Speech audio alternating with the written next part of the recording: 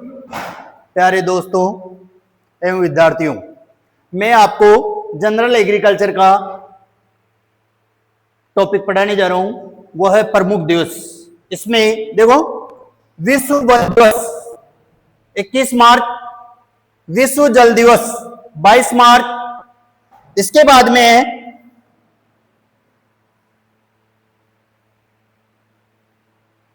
विश्व राजस्थान दिवस, विश्व राजस्थान दिवस 30 मार्च। विश्व पृथ्वी दिवस, विश्व पृथ्वी दिवस 22 अप्रैल।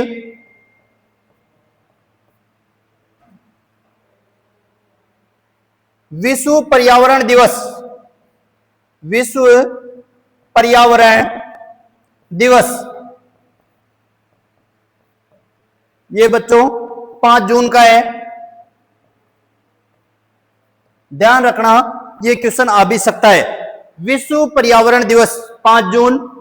इसके बाद में विश्व जनसंख्या दिवस, विश्व जनसंख्या दिवस, विश्व जनसंख्या दिवस 11 जुलाई। विश्व जनसंख्या दिवस 11 जुलाई। इसके बाद में जो अपना आईसीआर है, भारतीय कृषि अनुसंधान परिषद, जिसकी स्थापना हुई थी 16 जुलाई 1929। तो देखो, आईसीआर दिवस, आईसीआर दिवस वो है 16 जुलाई।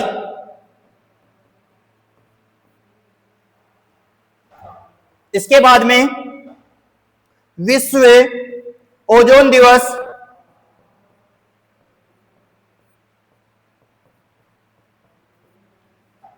16 सितंबर।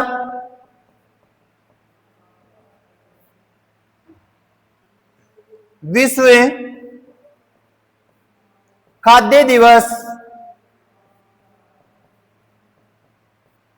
16 अक्टूबर। विश्व किसान दिवस 23 दिसंबर।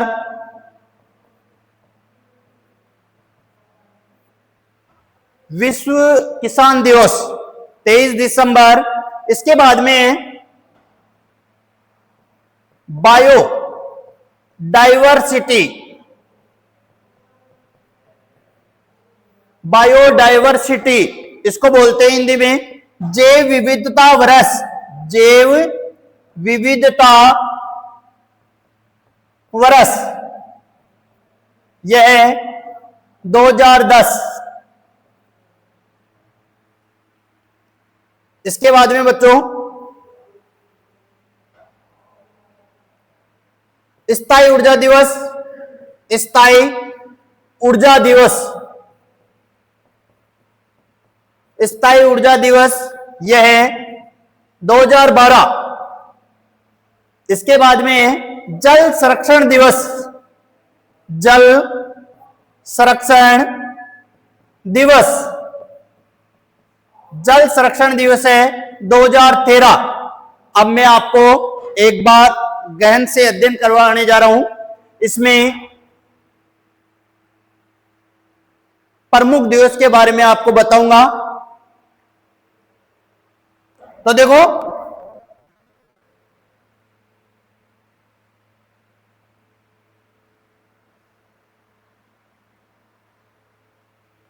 विश्व वन दिवस, विश्व वन दिवस 21 मार्च, विश्व वन दिवस 21 मार्च।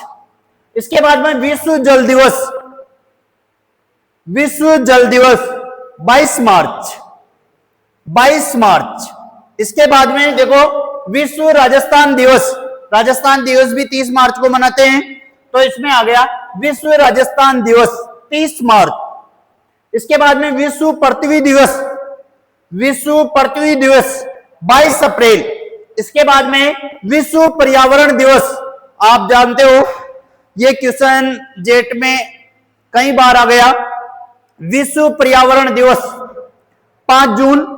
इसके बाद में विश्व जनसंख्या दिवस 11 जुलाई। इसके बाद में आईसीआर दिवस, आईसीआर की स्थापना 16 जुलाई 1929 को हुई थी। तो उस स्थापना के हिसाब से 16 जुलाई को आईसीआर दिवस मनाया जाता है। इसके बाद में ओजोन जो परत है उसका संरक्षण करने के लिए विश्व ओजोन दिवस मनाया जाता है 16 सितंबर। विश्व खाद्य दिवस, विश्व खाद्य दिवस 16 अक्टूबर को मनाया जाता है। इसकी स्थापना हुई थी 16 अक्टूबर में। विश्व किसान दिवस 23 दिसंबर को मनाया जाता है। इसके बाद में बायोडायवर्सिटी जैव विविधता वर्ष 2010 को मनाया जाता है। इसके बाद में स्थायी ऊर्जा दिवस, स्थायी परमानेंट स्थायी ऊर्जा दिवस ये 2012 को मनाया जाता है। इसके बाद में जल संरक्षण दिवस, जल संरक्षण दिवस है वो है 2013 को मनाया जाता है। तो प्रमुख दिवस है, प्रमुख दिवस है। प्रमुख दिवसों में यह माना कि कोई बार कोई सा भी क्वेश्चन आ जाए तो अपने को प्रमुख दिवसों में से क्वेश्चन करना है। देखो कौन कौन से क्वेश्चन आए हुए हैं। विश्व वन दिवस आया हुआ है। इसके बाद में विश्व पर्यावरण दिवस आया हुआ है। आईसीआर दिवस आया हुआ है। आईसीआर की स्थापना कब हुई, ये जेट के क्वेश्चन है। इसके बाद में मैं आपको पढ़ाऊंगा अगला जो टॉपिक है अपना वो है कृषि विज्ञान की, कृषि विज्ञान की प्रमुख प्रमुख शाखाएं। कृषि विज्ञान की प्रमुख शाखाएं। कृषि विज्ञान आपको मालूम है फसलों के साथ पशुपालन भी करना या अध्ययन करना कृषि विज्ञान कहलाता है। तो कृषि विज्ञान की जो शाखाएं मैं स्टार्ट करने जा रहा हूं उसमें है फर्स्ट सस्य विज्ञान, सस्य विज्ञान या एग्रोनॉमी। आपको पहले भी बता दिया मैं इसके बारे में पहले वाली क्लास में। सस्य विज्ञान या एग्रोनॉमी किसे कहते हैं, किस भाषा का शब्द है और किन दो शब्दों से मिलकर बना है, तो मैं एक बार आपको और बता रहा हूं। एग्रोनॉमी 2 शब्दों से मिलकर बना है, एग्रोस प्लस नोमोस, खेत और प्रबंधन। इसमें फसलों के साथ साथ मृदा प्रबंधन का अध्ययन भी किया जाता है। तो देखो फसलों का वह मृदा प्रबंधन, शॉर्ट में लिखाऊंगा मैं आपको, फसलों का वह मृदा प्रबंधन का अध्ययन। और देखो यही मैं आपको लिखा रहा हूं, ये ग्रीक भाषा का शब्द है, जिससे 2 चीज याद हो जाए आपको। ये क्या है, ग्रीक भाषा का शब्द है। इसके बाद में दूसरी जो कृषि विज्ञान की शाखाएं हैं उसमें है हॉर्टिकल्चर। हॉर्टिकल्चर देखो पहले भी मैं बता दिया आपको, हॉर्टिकल्चर, हॉर्टिकल्चर आते ही डायरेक्ट आप हॉर्टिकल्चर को हिंदी में कहते हैं उद्यान, उद्यान विज्ञान, उद्यान विज्ञान। जब हम बाग बगीचे में जाते हैं, बाग बगीचे में जाते हैं तो या तो फल मिलेंगे या फूल मिलेंगे, उनका ये दिन। तो इसमें क्या है, हॉर्टिकल्चर या बाग बगीचे में जाएंगे तो या तो फल मिलेंगे या फूल मिलेंगे, तो इनका अध्ययन करते हैं। तो हॉर्टिकल्चर फल व फूलों का अध्ययन, फल फूलों का अध्ययन। इसके बाद में देखो तीसरी अपने कृषि विज्ञान की जो शाखा है उसका नाम है ओलेरी कल्चर। ओलेरी कल्चर, ओलेरी कल्चर, इसको हिंदी में कहते हैं सब्जी विज्ञान। सब्जी विज्ञान, ओलेरी कल्चर, इसको हिंदी में कहते हैं सब्जी विज्ञान। तो इसमें किसका अध्ययन करेंगे? सब्जियों का।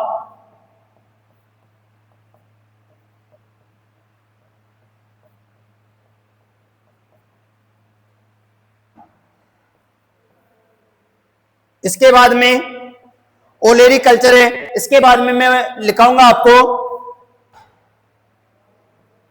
PC culture. PC culture, PC यानी मछली होती है, आप सभी को मालूम है पीसी यानी क्या होता है, मछली। तो इसमें देखो पीसी कल्चर, तो हिंदी में देखो मछली पालन विज्ञान, पीसी कल्चर। तो ये किससे संबंधित है? आपको हिंदी में तो नाम याद आ जाएगा, जैसे मछली पालन, आप सोच भी लो भाई यार मछलियों का पालन करते हैं, लेकिन आपके क्वेश्चन ऐसे आ जाए पीसी कल्चर किसे कहते हैं या किससे संबंधित है, तो आप पीसी कल्चर अर्थात मछली पालन। देखो मैं पिछली क्लास में आपको बताया था, जिस शब्द के पीछे कल्चर आ जाए, जिस शब्द के पीछे कल्चर आ जाए तो वो कौन सी भाषा का शब्द है? लैटिन भाषा का। तो लैटिन भाषा के शब्द है ये सभी।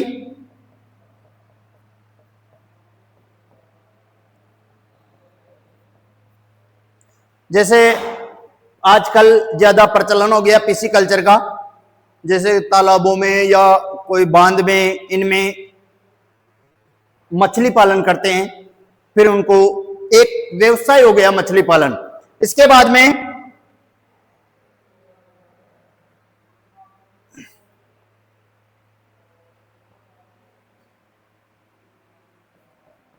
एपी कल्चर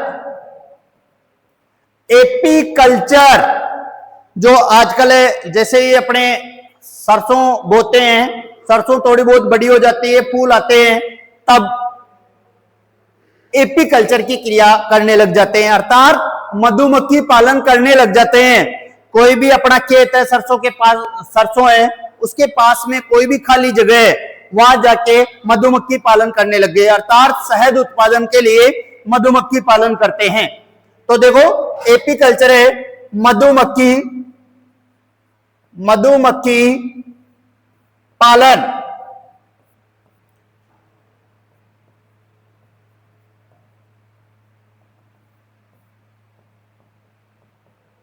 मधुमक्खी पालन। इसके बाद में देखो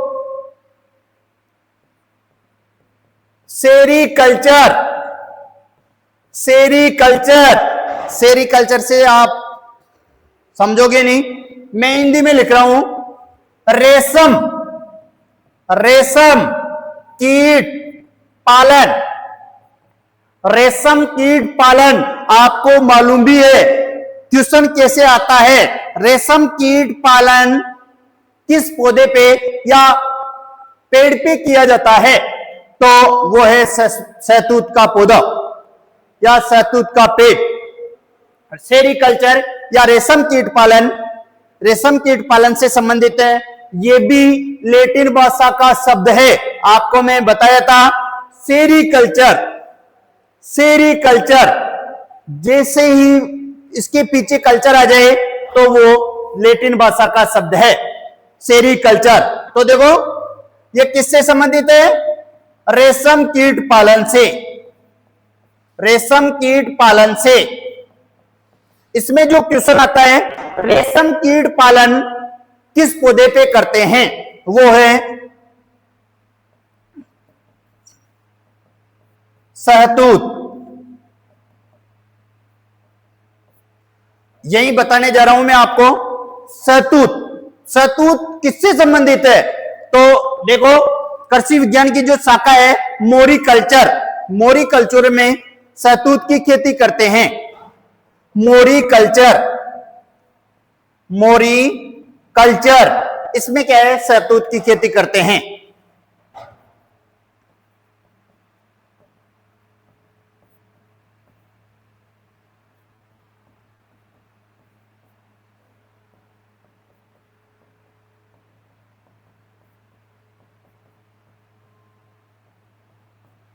इसके बाद में मैं आपको बताऊंगा लेक कल्चर। लेक कल्चर किससे संबंधित है?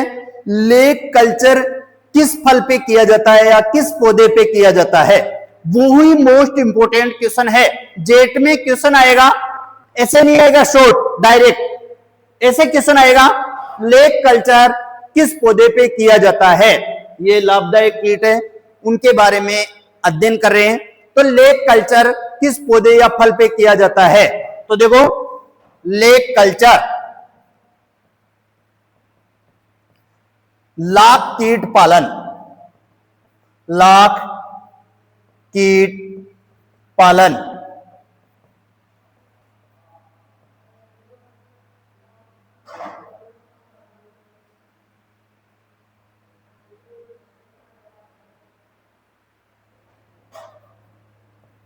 लाख कीट पालन, लाख कीट पालन से संबंधित है लेक कल्चर। आपको बताया था जिस शब्द के पीछे कल्चर आ जाए, बार बार बता रहा हूं, जिस शब्द के पीछे कल्चर आ जाए वो लैटिन भाषा का शब्द है। कल्चर का ध्यान रखना, जिस शब्द के पीछे कल्चर आ जाए वो लैटिन भाषा का शब्द है। Vermi culture, vermi culture, vermi culture देखो मैं आपको विस्तार से बता रहा हूं। वर्मी कल्चर कृषि अपशिष्टों को पचाकर जो खाद बनाई जाती है उसे वर्मी कंपोस्ट कहते हैं। तो वर्मी कल्चर में केचुआ पालन, केचुआ से संबंधित है ये वर्मी कल्चर। कृषि अपशिष्टों को पचाकर जो खाद बनाई जाती है उसे वर्मी कल्चर या केचुआ की खाद कहते हैं। सबसे ज्यादा गोबर की खाद, कंपोस्ट, इनसे ज्यादा पोषक तत्वों की मात्रा पाई जाती है वर्मी कल्चर में। तो केचुआ पालन, केचुआ पालन, वर्मी कल्चर में केचुआ पालन। इसके बाद में देखो आपको विटिकल्चर भी बता देता हूं। विटिकल्चर, साथ के साथ विटिकल्चर भी बता देता हूं आपको। विटिकल्चर जो अंगूर की खेती करते हैं उसे बोलते हैं विटी, विटिकल्चर।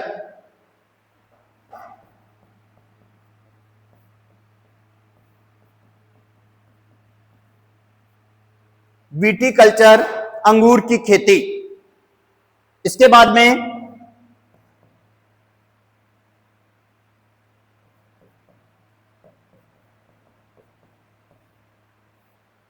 एडेपोलॉजी या इडेपोलॉजी।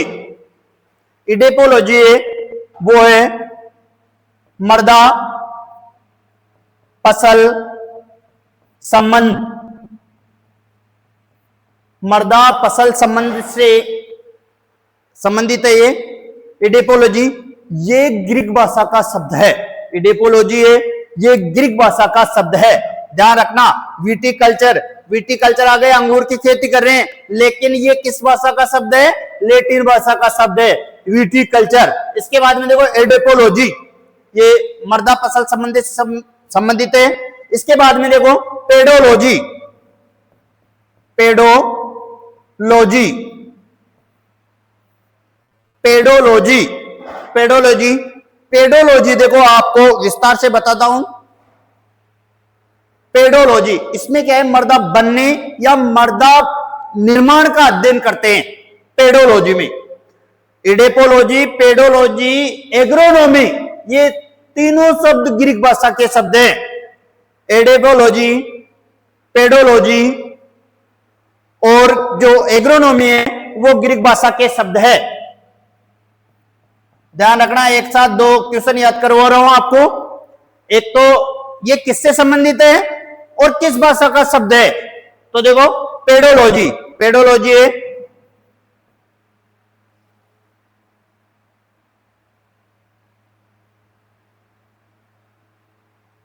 मर्दा बनने, मर्दा बनने व मर्दा के निर्माण से संबंधित है।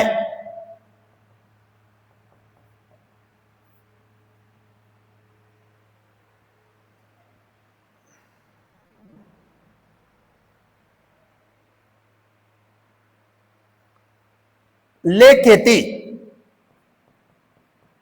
ले खेती, तो ये ले खेती भी देखो, ये ले खेती फसलों के साथ साथ घास उगाना ले खेती कहलाता है। देखो फसलों के साथ घासें उगाना, फसलों के साथ घासें उगाना ले खेती कहलाता है। एग्रोएस्ट्रोलॉजी ये भी इससे संबंधित है। एग्रोएस्ट्रोलॉजी, एग्रोएस्ट्रोलॉजी,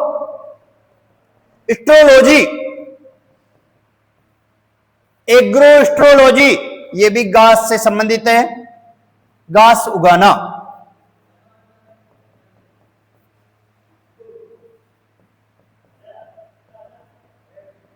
इरिमोलॉजी यह है रेगिस्तान का अध्ययन,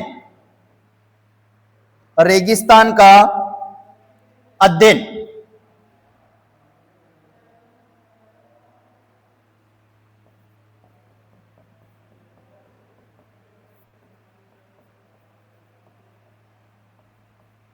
रेगिस्तान का अध्ययन यह एक बार और बता देता हूं आपको वापस।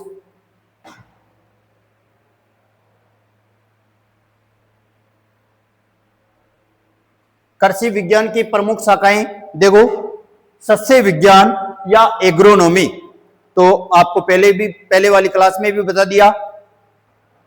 जो क्वेश्चन आता है एग्रोनॉमी किस भाषा का शब्द है, एग्रोनॉमी किस भाषा का शब्द है, तो मैंने बताया था आपको जिस शब्द के पीछे नोमी या लॉजी आ जाए, जिस शब्द के पीछे नोमी या लॉजी आ जाए वो ग्रीक भाषा का शब्द है। तो एग्रोनॉमी में सस्य विज्ञान में फसलों का अध्ययन करते हैं और मृदा प्रबंधन का अध्ययन किया जाता है। हॉर्टिकल्चर, इसको हिंदी में कहते हैं उद्यान विज्ञान। बाग बगीचे में आप जाओगे तो वहां फल या फूल मिलेंगे, तो हॉर्टिकल्चर में फल व फूलों का अध्ययन किया जाता है। आपको मैं बताया भी था, हॉर्टिकल्चर जिस शब्द के पीछे कल्चर आ जाए, जिस शब्द के पीछे कल्चर आ जाए वो लैटिन भाषा का शब्द है, उद्यान विज्ञान से संबंधित है।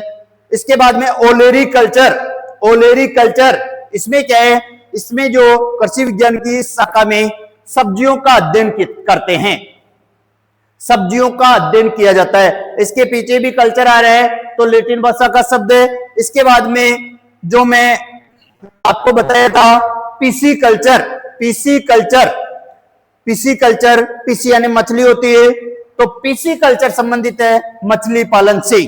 पीसी कल्चर जो शब्द है वो है लैटिन भाषा का। इसके बाद में मैंने बताया था एपीकल्चर, आजकल ज्यादा प्रचलन में हो रहा है एपीकल्चर। जैसे ही सरसों के पौधे के फूल आते हैं या उससे थोड़े दिन पहले ये क्रिया करने लग जाते हैं, उस खेत के पास में एपीकल्चर की क्रिया करने लग जाते हैं जिससे उनको शहद उत्पादन हो सके, वो है एपीकल्चर। मधुमक्खी पालन, मधुमक्खी पालन से संबंधित है, अर्थात मुख्य उद्देश्य है वो है शहद उत्पादन। इसका मुख्य उद्देश्य क्या है, शहद उत्पादन। इसके बाद में देखो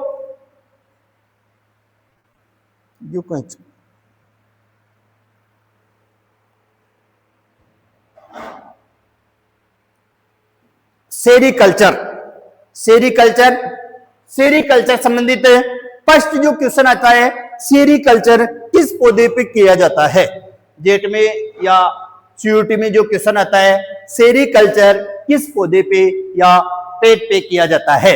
तो सेरीकल्चर है जो शहतूत पे किया जाता है, शहतूत का जो पौधा है उस पे किया जाता है। सेरीकल्चर रेशम कीट पालन से संबंधित है। इसके बाद में देखो मोरीकल्चर, मोरीकल्चर शहतूत की खेती या शहतूत का अध्ययन, शहतूत की खेती या शहतूत का अध्ययन। मैंने यहां मोरीकल्चर लिखने का एक ही टारगेट है भाई, दोनों ही एक साथ याद हो जाए आपको, मोरीकल्चर। तो इसके बाद में देखो lake culture, lake culture lakh कीट पालन विज्ञान से संबंधित है। इसमें देखो जिस पौधे पे किया जाता है उस पौधे का नाम है बेर, बेर के फल पे किया जाता है। किस पे किया जाता है? बेर के फल पे किया जाता है। इसके बाद में देखो वर्मी कल्चर, मैंने बताया था आपको वर्मी कल्चर कृषि अपशिष्टों को पचाकर जो खाद बनाई जाती है उसे वर्मी कंपोस्ट कहते हैं। इसमें दे रखा है वर्मी कल्चर केचुआ पालन, वर्मी कल्चर संबंधित है केचुआ पालन। विटीकल्चर, विटीकल्चर ये संबंधित है अंगूर की खेती से या अंगूर उत्पादन से। इसके बाद में एडेपोलॉजी या एडेपोलॉजी, एडेपोलॉजी या एडेपोलॉजी ये संबंधित है मृदा फसल संबंध से। ये जो शब्द है वो है ग्रीक भाषा का। नोमी और लोजी आ जाए, नोमी और लोजी आ जाए वो ध्यान रखना, वो ग्रीक भाषा का शब्द है। इसके बाद में पेडोलॉजी मृदा बनने, मृदा बनने और मृदा बनने और मृदा के जो निर्माण है उससे संबंधित है, यह भी ग्रीक भाषा का शब्द है।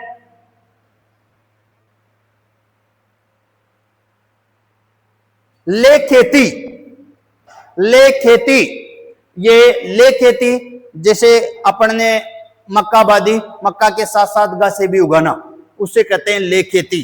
फसलों के साथ घासें उगाना ले खेती कहलाता है। एग्रोस्ट्रोलॉजी ये घास से संबंधित है। इसके बाद में इरिमोलॉजी यह है रेगिस्तान का अध्ययन, इरिमोलॉजी रेगिस्तान का अध्ययन। ये अपनी जनरल क्लासें थी जो मैं आपको विस्तार से बता दिया। इसके बाद में भी जो भी जनरल क्लास में कोई क्वेश्चन छूट जाता है तो मैं फसलों के साथ साथ उसको लिखा दूंगा। तो अब मैं आपको जो क्लास है उसमें मैं आपको फसलें पढ़ाऊंगा। फसलों में पहले खाद्यान्न पढ़ाऊंगा। खाद्यान्न में जैसे गेहूं, ज्वार, बाजरा, मक्का, जौ, इनके बारे में विस्तार से अध्ययन कराऊंगा। विस्तार से एक एक चीज लिखाऊंगा। और ज्यादातर जेट सीयूटी में जो क्वेश्चन आते हैं वो फसलों में से आते हैं। ज्यादा क्वेश्चन जैसे जेट में 15 क्वेश्चन आते हैं, एग्रोनॉमी के 15 में से 10 या 11 क्वेश्चन तो फसलों में से आते हैं। तो मैं आपको सारणी बना रहा हूं, सारणी के हिसाब से आपको पढ़ना है। देखो सारणी नंबर 1,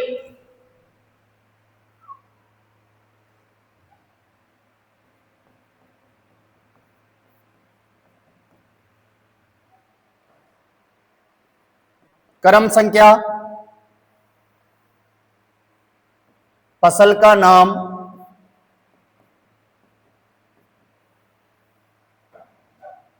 वैज्ञानिक नाम,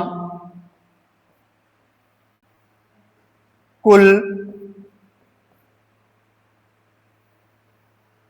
उत्पत्ति स्थान, एक साथ सभी याद करवाऊंगा। उत्पत्ति स्थान,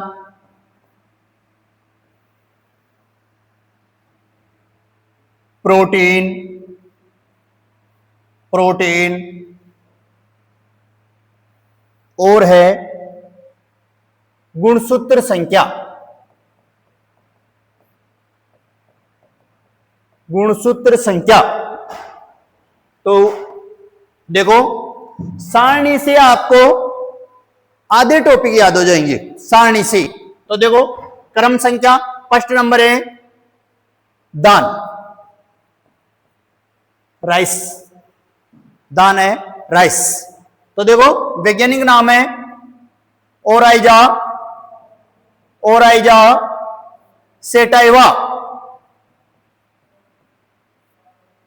कुल है वही है, या तो पोएसी के दो या ग्रेमिनी के दो या घास कुल कह दो। क्वेश्चन कहीं से भी आ सकता है, कैसे भी आ सकता है, इन तीनों में से एक ही दे दे आपको, भाई ये ओराइजा सेटाइवा का कुल है, तो तीनों में से एक भी दे दे तो आपको सही करना है। इसके बाद में उत्पत्ति स्थान दक्षिणी पूर्वी एशिया, दक्षिणी पूर्वी एशिया, दान का जो उत्पत्ति स्थान है वो है दक्षिणी पूर्वी एशिया। अब दान में प्रोटीन कितनी पाई जाती है, तो आपको याद कुछ नहीं करना है, सबसे कम प्रोटीन पाई जाती है, सबसे कम खाद्यान्न फसलों में सबसे कम जो प्रोटीन पाई जाती है वो है दान में 6 से 7%, 6 से 7%। और गुणसूत्र संख्या 2n बराबर 24, 2n बराबर 24। देखो बच्चों प्रोटीन 6 से 7%, गुणसूत्र संख्या 2n बराबर 24। तो एक बार देख लो, दान के बारे में बताया था, दान वैज्ञानिक नाम है ओराइजा सेटाइवा, कुल है पोएसी ग्रेमिनी या घास कुल, उत्पत्ति स्थान है दक्षिणी पूर्वी एशिया, प्रोटीन है 6 से 7%, गुणसूत्र संख्या है 2n बराबर 34। इसके बाद में मैं आपको पढ़ाऊंगा गेहूं, गेहूं का वैज्ञानिक नाम है टिट्रिकम एस्टिवम,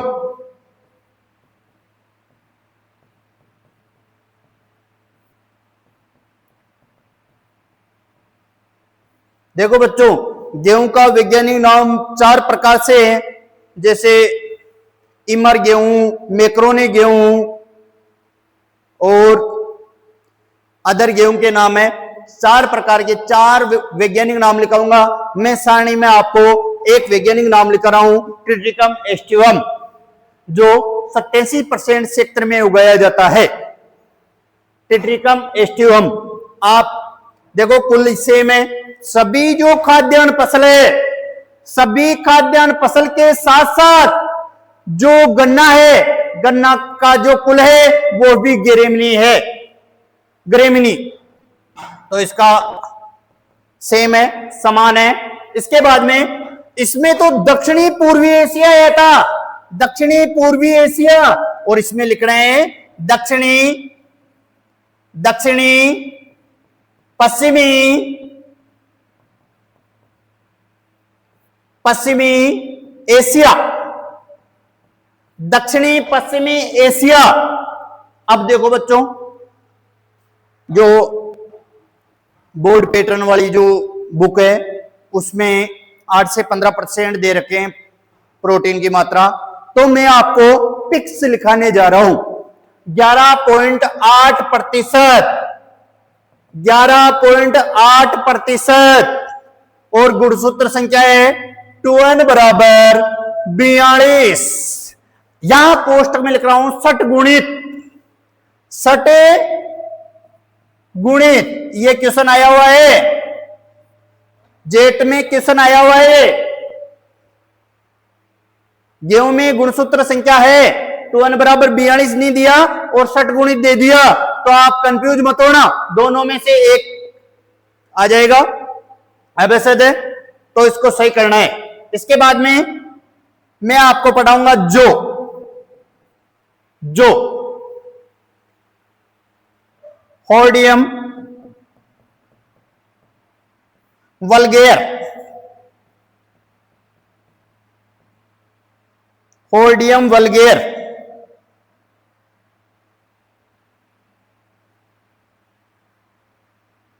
होर्डियम वल्गेर,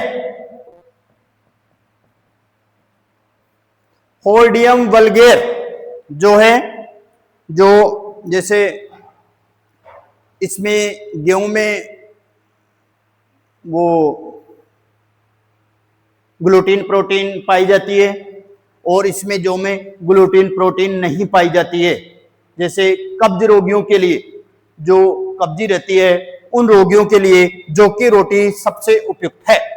देखो होर्डियम वल्गेर वो ये कुल, और इसका जो उत्पत्ति स्थान है वो है दक्षिणी पूर्वी एशिया।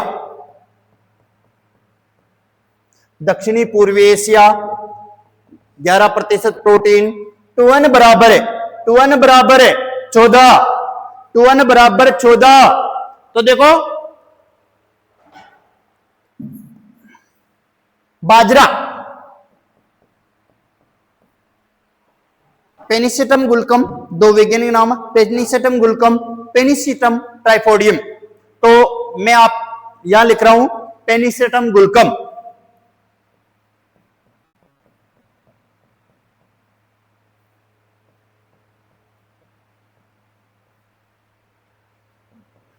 उत्पत्ति स्थान है अफ्रीका। अफ्रीका जो उत्पत्ति स्थान है वो बहुत से के अफ्रीका उत्पत्ति स्थान, जैसे बाजरा, ज्वार, तिल, तारामीरा, इसके बाद में अलसी। अलसी का दक्षिण पश्चिमी एशिया भी है। देखो अफ्रीका, पेनिसेटम गुल्कम, अफ्रीका। इसमें जो प्रोटीन है, इसमें जो प्रोटीन है वो है 11.6%। इसकी एक मुख्य विशेषता है, सबसे ज्यादा खाद्यान्न फसलों में वसा प्रतिशत इसी में पाई जाती है, 5%। ये क्वेश्चन आया हुआ है, 5%, 5% वसा पाई जाती है। और कार्बोहाइड्रेट पूछ ले आपको, कार्बोहाइड्रेट की मात्रा, तो सबसे ज्यादा कार्बोहाइड्रेट दान में पाया जाता है, 77 से 79% ये कार्बोहाइड्रेट पाया जाता है। अभी बोर्ड 2024-25 में भी आया था ये क्वेश्चन, 77 से 69% तो आ सकता है। इसके बाद में देखो गुणसूत्र संख्या जो की है वो इसकी है, 2n बराबर 14। इसके बाद में ज्वार, ज्वार, सोरगम, बाइकलर, सोरगम बाइकलर वही कुल है। और इसका उत्पत्ति स्थान भी बाजरा की तरह, इसका जो उत्पत्ति स्थान है वो बाजरा की तरह अफ्रीकाई है। इसमें जो गुणसूत्र संख्या है वो है 2n बराबर 20, और जो प्रोटीन है वो है 10.4% फिक्स, 10.4%। ज्वार का उपयोग आपको भी मालूम है, मोटे अनाजों का जो राजा है वो भी ज्वार है, और गरीब का जो अनाज है वो बाजरा है। इसके बाद में देखो मक्का,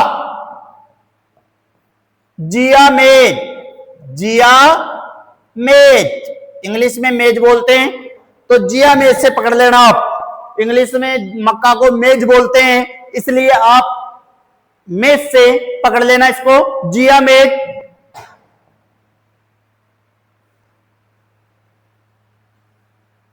और म से मक्का, म से मेक्सिको, सबसे पहले मेक्सिको से आई थी मक्का, सेंट्रल अमेरिका।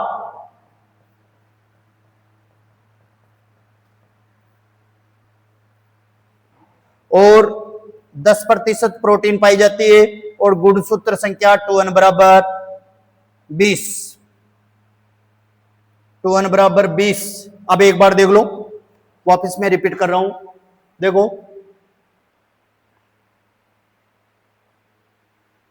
दान, दान का वैज्ञानिक नाम है ओराइजा सेटाइवा, इसकी जो कुल है, ध्यान रखना कुल 3 प्रकार के हैं, तीनों प्रकार में से एक भी आ सकता है, पोएसी, ग्रेमिनी या घास कुल।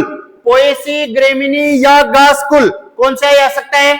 इसका जो उत्पत्ति स्थान है दक्षिणी पूर्वी एशिया, दक्षिणी पूर्वी एशिया, और प्रोटीन की जो मात्रा पाई जाती है 6 से 7%, 77 से 79% कार्बोहाइड्रेट। कार्बोहाइड्रेट की मुख्य जो विशेषता है वो हमें ऊर्जा प्रदान करती है।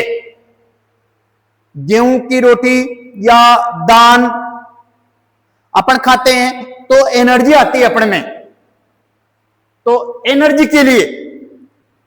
के लिए कार्बोहाइड्रेट की मात्रा सबसे ज्यादा आपके क्वेश्चन आ जाए, खाद्यान्न फसलों में सबसे ज्यादा कार्बोहाइड्रेट की मात्रा होती है दान में।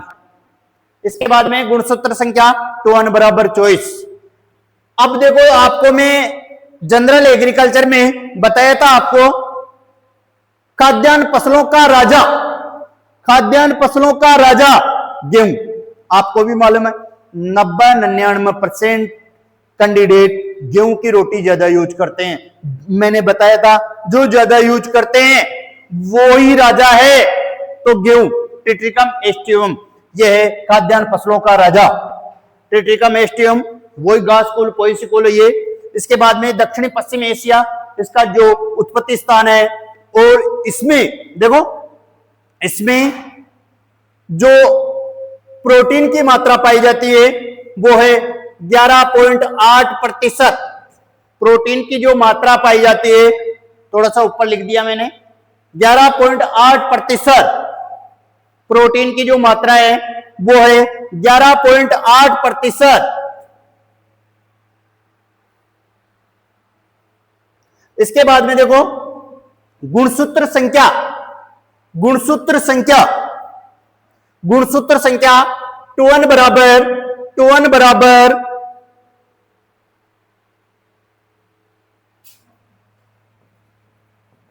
42। देखो 2n बराबर 42, 60 गुणित कैसे भी क्वेश्चन आ सकता है, या तो गुणसूत्र संख्या पूछ लेगा, भाई गेहूं का पौधा है 60 गुणित भी पूछ लेगा, द्विगुणित है, त्रिगुणित है या गुणित है, ऐसे पूछ लेगा क्वेश्चन 60 गुणित। इसके बाद में देखो जो एक काशी तोड़ गेहूं की रोटी कब्जी करती है क्योंकि ग्लूटीन प्रोटीन पाई जाती है, लेकिन जौ की रोटी में या जौ के जो दाने में है उसमें ग्लूटीन प्रोटीन नहीं पाई जाती है, इसलिए कब्ज रोगियों के लिए जौ की रोटी उपयुक्त है। ओडियम वल्गेर वही है कुल दक्षिणी पूर्वी एशिया। इसके बाद में 11% प्रोटीन और गुणसूत्र संख्या 2n बराबर 14। देखो इनका समान है, देखो याद करने की ट्रिक, इन दोनों का समान है और इन दोनों का समान है, याद करना है इन दोनों का। इन दोनों में भी ट्रिक है, देखो इन दोनों में भी ट्रिक है। इन दोनों में क्या ट्रिक है, या चॉइस है, इसको उल्टा कर दो, 4 इधर आ जाएंगे, 2 इधर आ जाएंगे और ये काम हो गया अपना। दान है, देखो दान है तो देखो 2n बराबर 24, इसको उल्टा कर दे, जैसे इसको मैं उल्टा कर दिया ये 2, इसको कर दिया मैं 4, तो गुणसूत्र संख्या 2n बराबर गेहूं की आ गई 42। इसको उल्टा करने पर आपको याद नहीं करवा रहा हूं आपको, देखो इसको उल्टा कर दिया तो 42 आ गई, 2n बराबर 42 60 गुणित। इसके बाद में देखो बाजरा और ज्वार में गुणसूत्र संख्या समान है। बाजरा पेनिसेटम गुल्कम वही है, उत्पत्ति स्थान अफ्रीका है, देखो नहीं उत्पत्ति स्थान अफ्रीका, ये जो उत्पत्ति स्थान है बाजरा और ज्वार का उत्पत्ति स्थान समान है, न कि गुणसूत्र संख्या, उत्पत्ति स्थान समान है। तो देखो अफ्रीका, और इसमें बाजरे में जो वसा की मात्रा है सबसे ज्यादा पाई जाती है, ध्यान रखना। वसा की जो मात्रा है वो खाद्यान्न फसलों में सबसे ज्यादा किसमें पाई जाती है, बाजरे में 5%। गुणसूत्र संख्या 2n बराबर है 14। इसके बाद में देखो ज्वार, सोरगम बाइकलर, सोरगम बाइकलर, वही जो कुल है सेम है, उत्पत्ति स्थान जैसे बाजरा का है वैसे ही अफ्रीका है। इसके बाद में जो प्रोटीन है 10.4% और गुणसूत्र बराबर 20। मोटे अनाजों का राजा ज्वार को ही बोलते हैं, मोटे अनाजों का राजा ज्वार को ही बोलते हैं। केमल क्रॉप भी ज्वार को ही बोलते हैं। जैसे ऊंट की लंबाई है ना वैसे ही बढ़ती है ये। इसके साथ साथ इसकी जड़ें है ना, इसकी जड़ें भी बहुत गहराई में जाती हैं, इसलिए भी केमल क्रॉप कहते हैं इसको। ज्वार, सोरगम बाइकलर, अफ्रीका, टुअन 20 और प्रोटीन की मात्रा 10.4%। इसके बाद में है मक्का। मक्का को इंग्लिश में बोलते हैं मेज, मेज, इंग्लिश में मक्का को बोलते हैं मेज, जी हाँ मेज। कुल वही है, उत्पत्ति स्थान है मैं से मक्का, मैं से मेक्सिको, मैं से मक्का, मैं से मेक्सिको, सेंट्रल अमेरिका। प्रोटीन 10%, गुणसूत्र संख्या 2 बराबर 20। बच्चों आपको मक्का के बारे में भी बताया था मैं। मक्का मोटे अनाजों की रानी है, मक्का मोटे अनाजों की रानी है मक्का। तो जिया मेजे अगली जो क्लास है उसमें मैं आपको दान के बारे में पूरी डिटेल से बताऊंगा।